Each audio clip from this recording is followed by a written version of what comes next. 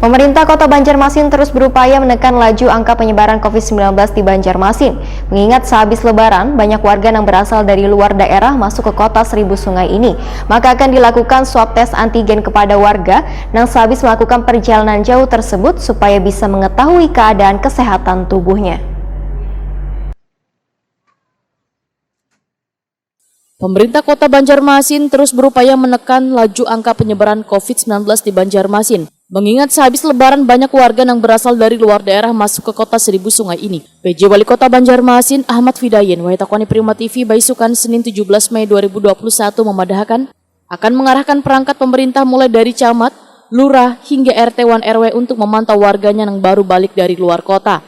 Selain itu, akan melakukan swab tes antigen kepada warga sehabis melakukan perjalanan jauh tersebut, supaya bisa mengetahui keadaan kesehatan tubuhnya. Ahmad Fidayen juga minta Ketua RT 1 RW untuk menanyakan surat izin keluar masuk yang wajib dibawa warga pendatang, diantaranya surat hasil rapid tes antigen, agar mencegah terjadinya ledakan kasus penyebaran COVID-19 sehabis libur Lebaran. Ahmad Fidayen mengingatkan pada Lebaran tahun lalu pernah terjadi peningkatan kasus hingga 100%, sehingga perlu adanya kehati-hatian seberatan penegak kepentingan untuk mengatasi kasus tersebut kada terulang lagi di tahun ini.